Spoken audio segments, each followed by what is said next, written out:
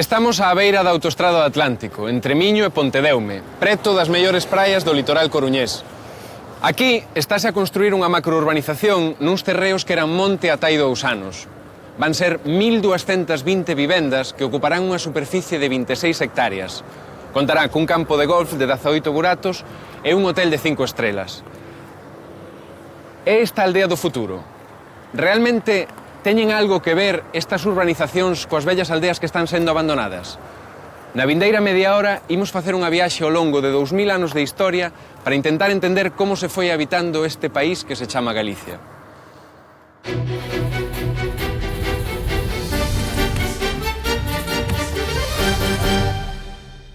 Estamos no Castro de Sanfins, ao norte de Portugal. Aquí vivía unha comunidade castrexa no ano 137 a.C. Vostedes estarán a preguntar que facemos en Portugal se o que queremos é contar a historia dos asentamentos en Galicia. A resposta tena o protagonista da nosa primeira historia. Este home pertence ao pobo dos Calaicoi ou Galaicos. Ven dar un aviso que sabe que pode cambiar o seu destino, o da súa familia e o do seu pobo. Todo o que levantaron os seus pode quedar arrasado pola forza dun inimigo do que só oiu falar, o exército romano. Na véspera da batalla, a este guerreiro preocúpalle, sobre todo, ter que sair a loitar a campo aberto. A sensación de seguridade que sentira durante anos déralle o emprazamento do seu castro fortificado naquel outeiro. Sempre fora bastante doado defenderse dos ataques dos veciños que lles querían roubar os alimentos e raptar as súas mulleres. O castro estaba próximo ás terras fértiles das que dependía a alimentación da familia. Moi preto del atoparan aquel mineral escuro co que, despois de fundilo, facían armas e ferramentas. O protagonista desta historia construíra a súa casa coa axuda da familia e dos veciños. Era como as demais do poboado de planta circular. Tiveran que carretar moita pedra para erguer os muros máis altos, de tal xeito que se puidese facer lume dentro dela sen queimarlle o teito vexetal.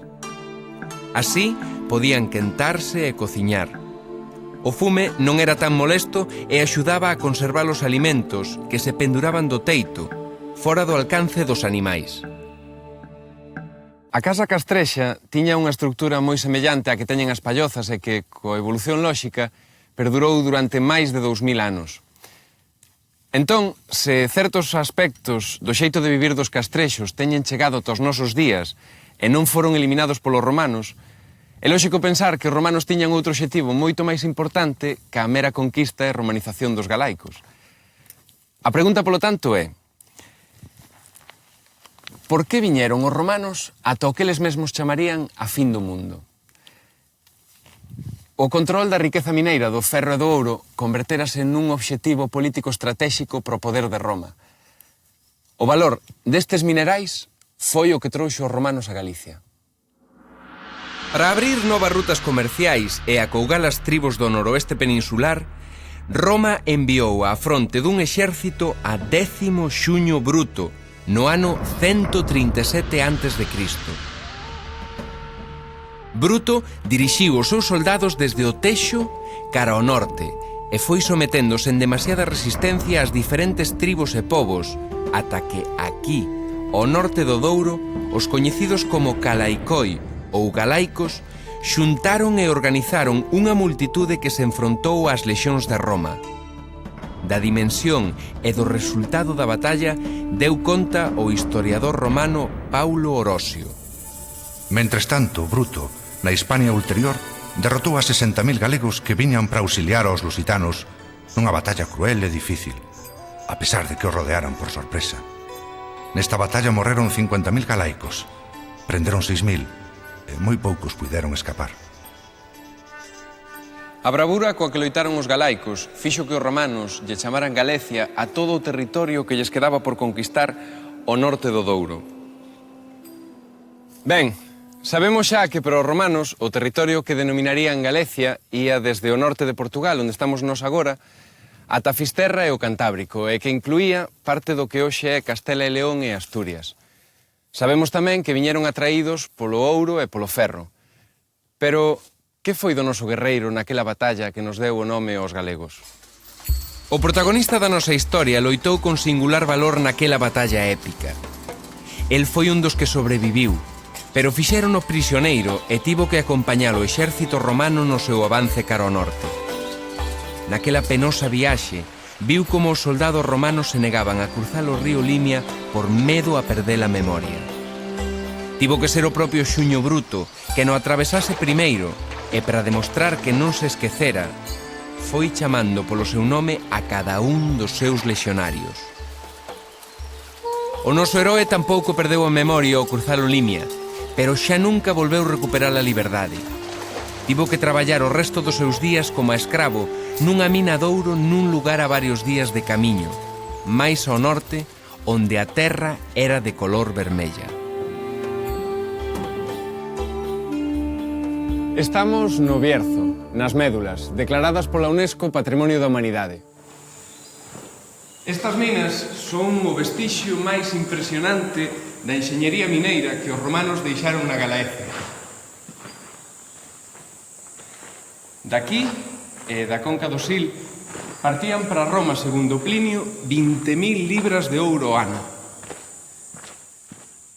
A pesar da derrota fronte ás lexións de Xuño Bruto, a resistencia dos galaicos aínda durou máis dun século e obrigou a Roma a enviar a Xulio César a Galicia no ano 60 a.C.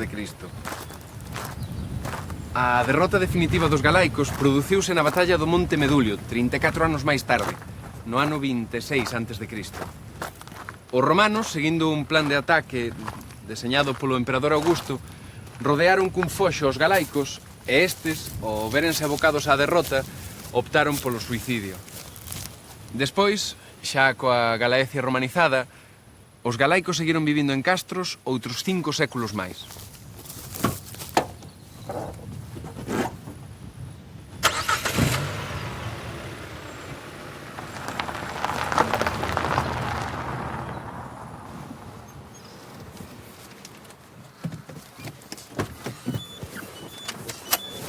Daquela, poderíase pensar que os castros eran uns asentamentos tan cativos que nin estorbaron a romanización de Galicia.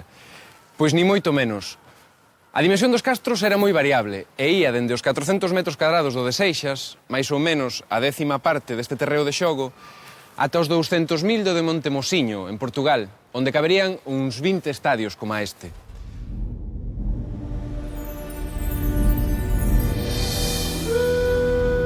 Unha das ideas erróneas que adoitamos asociar cos castros é que os castrexos vivían únicamente no monte, pero non é así. Hai castros costeiros como o de Baroña, Santa Tegra ou as Cíes, o cal demostraría que os castrexos dominaban as técnicas de navegación. Aínda que non existen datos fundados sobre os habitantes de cada comunidade castrexa, cabe pensar que a densidade de poboación debía ser alta, xa que están localizados máis de 3.000 castros en Galicia e no norte de Portugal. Na Galaecia, Augusto fundou 3 cidades principais unidas por vías, as que hoxe son Braga, Astorga e Lugo. Lucus Augusti foi a cidade romana galega por excelencia. Augusto fundou Lugo no ano 14 a.C., pero estas murallas construíronse 3 séculos despois, supónse que para facerlle fronte ás invasións bárbaras. Pero Lugo foi unha excepción, porque, tralo abandono dos castros, a aldea converteuse na forma básica de habitar o territorio. A esa sociedade máis ou menos romanizada chegou no século III o cristianismo da man do propio Imperio Romano. Máis tarde, no 410, asentáronse en Galicia uns 30.000 suevos que conseguiron crear aquí un reino. Estas tumbas do mosteiro de San Pedro de Rochas pertencen á época sueva. Os suevos votaron en Galicia preto de 175 anos, que tampouco é tanto cando estamos a repasar unha historia que abrangue máis de 2000. Sen embargo, os suevos deixaron unha herdanza que para os galegos sempre tivo un valor moi importante, a parroquia. Durante o reinado de Teodomiro, no 572, aprobouse en Braga o parroquial suevo, que dividiu Galicia en dióceses equivalentes ás 6 episcopais de hoxe.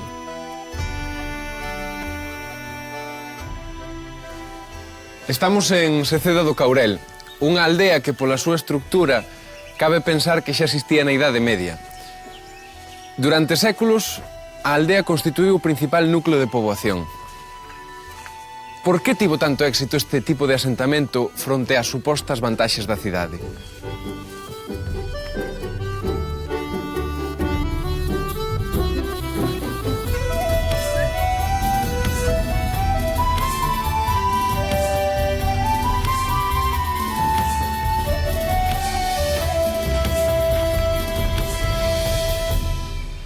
Estes emprazamentos ubicábanse en lugares onde era posible vivir do cultivo da terra e dos recursos do medio natural. Por iso, aínda hoxe, a aldea é a entidade de poboación máis común en Galicia.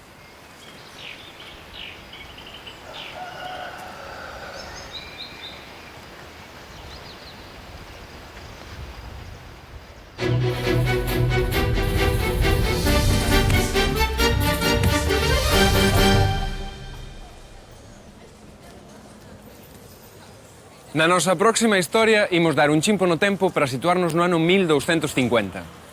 Xa vimos que desde que os galegos abandonaron os castros foronse agrupando en pequenos núcleos, nas aldeas. O caso é que xa había tempo que deran en comerciar co excedente agrario e nos lugares onde se celebraban os mercados foron levantándose as principais cidades galegas, como esta de Pontevedra. Nelas vivían comerciantes, mestres artesáns e aprendices. Do comercio, de mestres e de aprendices, ímoslles falar nesta historia.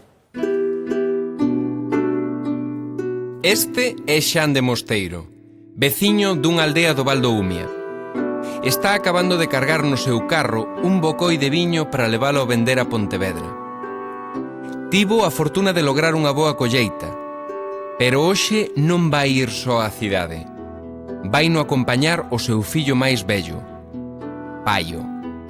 Aínda é case un neno e sempre lle fixo ilusión que o seu pai o levase á feira, pero na súa cara non se adiviña ningunha alegría. Na casa, todos saben que a noite Paio non vai volver. Despois de faláreno, os pais decidiron que é mellor que vai á cidade para aprender un oficio. A situación económica favorable que experimentou Galicia nos séculos XII e XIII provocou un aumento na produción agrícola e na poboación. Empezouse a comerciar cos produtos do campo a través do Camiño de Santiago e por vía marítima, principalmente desde o porto que había aquí, en Pontevedra.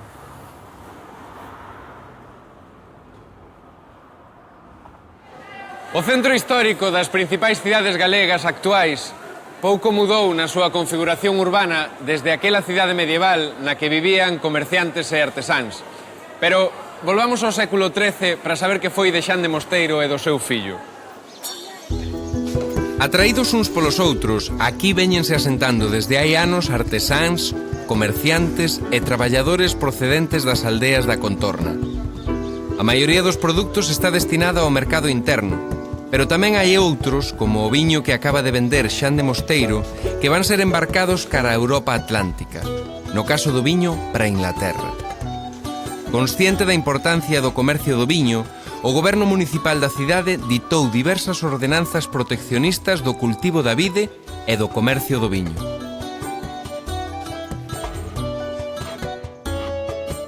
Despois de vender o viño, Xan de Mosteiro atopou un mestre carpinteiro interesado en coller a Paio como aprendiz. O mestre deulle conta das condicións do contrato de aprendizaxe pola que se rexía o gremio. Como garantía de que o rapaz ia cumprir ben coas súas obrigas, o pai tiña que deixar como fianza unha cantidade de cartos que case dobraba o que lle deran polo viño que vendera antes. O aprendiz quedaba baixo a dependencia do mestre por un tempo aproximado de 2 anos e medio. Nese intervalo, o aprendiz tiña que servir ao mestre como a un criado serve a un señor, obedecendo fielmente en todo o que lle mandase e nunca podía ausentarse do taller sen permiso. O contrato obrigaba o mestre a ensinarlle o oficio ao rapaz, a alimentalo e a vestilo e a darlle instrumentos de traballo así que concluíse o período de formación. Na práctica, pasaba moito máis tempo desde que o rapaz aprendía o oficio ata que quedaba libre da tutela do mestre e da obriga de traballar para el. Cando ese momento chegase, Paio podería ser contratado como oficial a cambio dun soldiño. Co paso do tempo, se era capaz de realizar unha obra mestra, o gremio de carpinteiros nomearía o mestre e podería establecerse pola súa conta.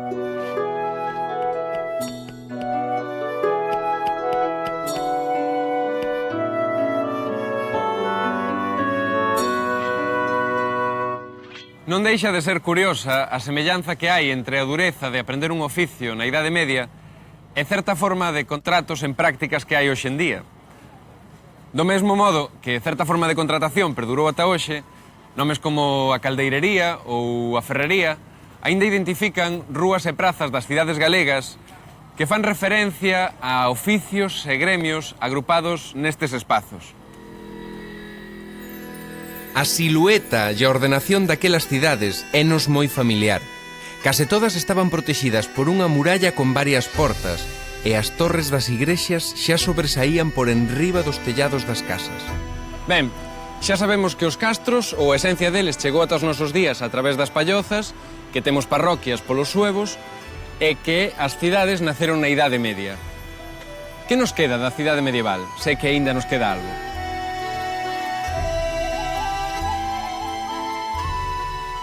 Se hai algunha cousa que caracteriza as cidades medievais son as murallas. Ourense era a única cidade galega medieval que non tiña murallas, pero sí tiña portas. E a pregunta é, por que eran tan importantes as portas? As portas facilitaban o control exercido polos fieles, unha especie de recadadores que se encargaban de cobrar as alcabalas, uns impostos que se pagaban por todo o que se compraba ou se vendía na cidade.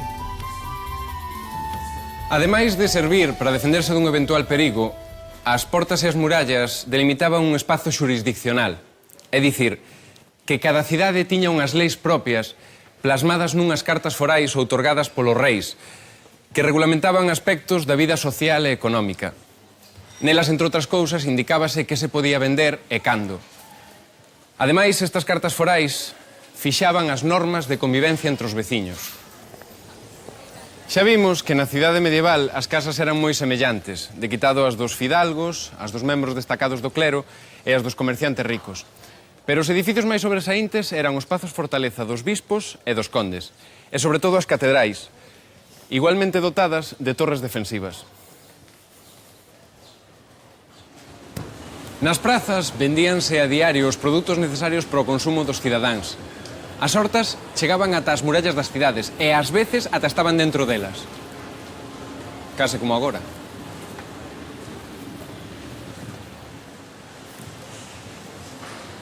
As cidades medievais galegas evolucionaron conforme o ritmo da economía e nutríronse dunha forte inmigración rural. Así, medraron e albergaron unha clase social nova, a burguesía urbana. Cada vez máis poderosos económicamente, os burgueses aspiraban tamén a posuír o poder político, pero nesa pretensión chocaron durante séculos co poder dos señores e da Igrexa.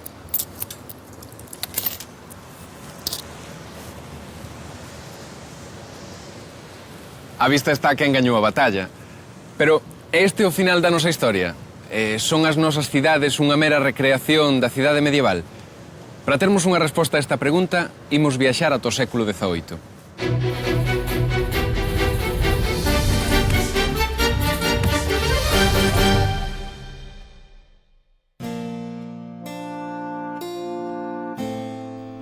De súpeto o mar serenouse e o mareo quitóuseme de golpe. Erguínme e mirei ao redor. Estábamos nunha das paisaxes máis raras que se poidan imaginar. Era un pasadizo longo e estreito, dominado desde ambas as dúas beiras por dúas ameazadoras barreiras de rochas negras. A fendedura natural na liña de costa era tan regular e tan recta que non parecía obra do azar, senón feita a propósito. As augas sombrías e mansas eran dunha inmensa profundidade. O paso tería unha milla de longo e estaba á entrada dun ancho fondeadoiro que tiña no outro extremo a cidade de Ferrol. Esta descripción que fai da entrada da ría de Ferrol o viaxeiro inglés George Borrow no ano 1836 explica en parte a decisión que tomara 100 anos antes o intendente xeral da Mariña de Felipe V, José Patiño. El ordenara construir no lugar da Graña o Arsenal e Real Estaleiro. Pero ese estaleiro logo quedou pequeno e houve que construir 25 anos máis tarde outro moito máis grande. E para albergar as familias dos obreiros e dos mandos, deseñouse e levantouse a única cidade galega de nova planta, Ferrol. Cosme Álvarez, xefe de escuadra, e o enxeñeiro militar Petit de la Croix agardan a chegada dun bote de remos. A bordo ven o coordinador das reais obras dos arsenais do reino, Jorge Juan Santacilia. É un prestixioso mariño, científico e matemático que acaba de volver de Inglaterra onde botou 2 anos en misión secreta. Alí estudou os sistemas de construción naval da Armada Inglesa, fixo planos dos mellores arsenais da illa e recrutou expertos nas artes do mar. Chega a Ferrol enviado polo Marqués de Ensenada, secretario de Mariña de Fernando VI, co propósito de crear ali a base naval máis grande de Europa. O xefe de escuadra, Cosme Álvarez, xa coñecía a intención real de construir en Ferrol a base que debía nutrir a Armada Española de navíos e armas. Cando chegou Jorge Juan a Ferrol, acompañado por constructores de buques ingleses, as obras do estaleiro novo xa principiaran en Esteiro, pero o proxecto orixinal do arsenal foi totalmente revisado e modificado baixo a súa dirección. A proposta mereceu o beneplácito real e coa maior celeridade dispuxéronse as medidas necesarias para acometer a construcción do arsenal. Décadas despois do seu inicio, o arsenal e o estaleiro estaban funcionando. As enormes instalacións militares requerían unha gran cantidade de man de obra e de persoal para atendelas. Os planos de construción militar ían acompañados dun proxecto civil para construir unha cidade nova. Será, finalmente, o enxeñeiro Sánchez Bor quen deseñe e execute o novo Ferrol, o que hoxe sería o barrio da Magdalena, xustamente onde estamos nós agora. Deseñáronse 6 rúas longitudinais e 9 transversais que formaban nas súas interseccións onde se xuntaban rectángulos da mesma superficie. 2 prazas, as que hoxe se chaman de Armas e a de Amboaxe, déronlle a configuración definitiva a aquela cidade na que no 1770 xa vivían 25.000 persoas. O trazado de Ferrol supuxo a introdución en Galicia dun modelo de cidade nova, deseñada con criterios racionalistas. Fronte ás cidades de orixe medieval, de rúas estreitas e tortuosas, con pouca luz, a nova cidade ferrolá está deseñada para que o sol poida dar nas súas rúas e prazas. Xa vimos que non todo rematou coa cidade medieval. Os arquitectos e enxeñeiros do século XVIII intentaron darlles ás cidades a mesma luz do pensamento e deseñalas cuns criterios lóxicos e funcionais. Entón, por que as cidades son hoxe o caos que son? A resposta na última historia de hoxe.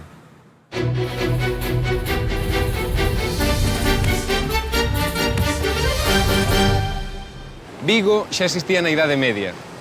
Esta cidade é froito do seu carácter industrial e portuario. Pero a historia de Vigo poido ser moi diferente se os soños dun home desen ido máis aló dos planos que debuxou hai 75 anos por encargo do Concello.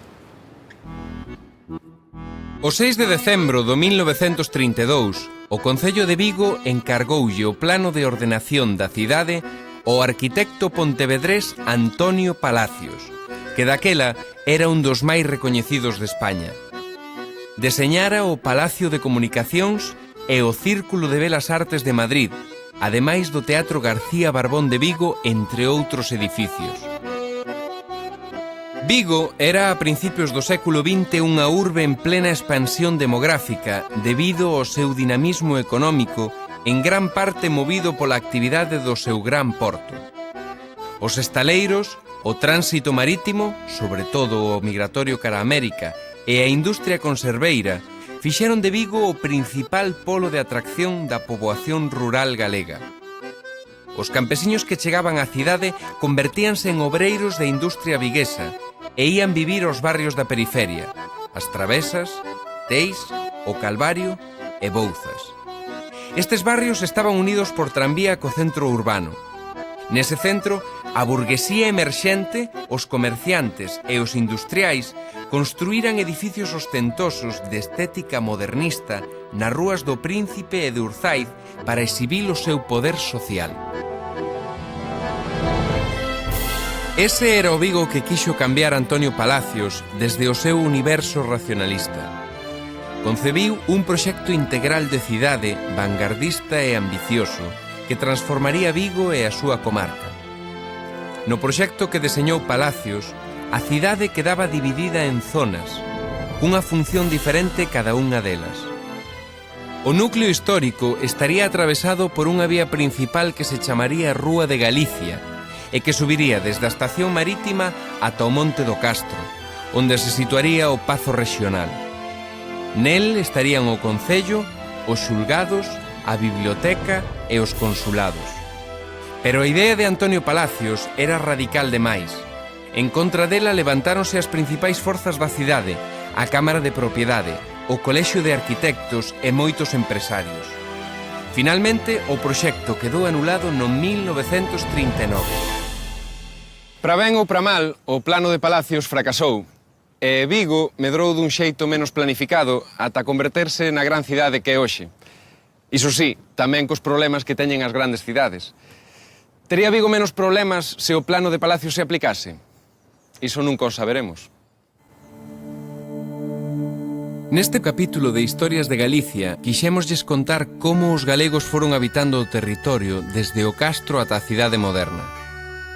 Pero se algunha forma de asentamento é propia de Galicia e conformadora do noso ser colectivo, ese é a aldea. Máis de 1000 aldeas xa quedaron deshabitadas en Galicia segundo o Instituto Galego de Estatística e outros 8000 núcleos rurais están a piques de desaparecer. Con elas van esmorecer formas seculares de entender e de atender a vida. Perdemos un patrimonio etnográfico, paisaxístico e cultural que nos levou séculos crear. Para un labrego, a terra que queda a monte é unha terra inculta. Para as leis do mercado global, a aldea non é máis ca un atranco que só produce custos e ningún beneficio, e por iso ten que desaparecer. Mentres o interior de Galicia está quedando deshabitado, a franxa litoral está sufrindo unha forte presión urbanística e especulativa.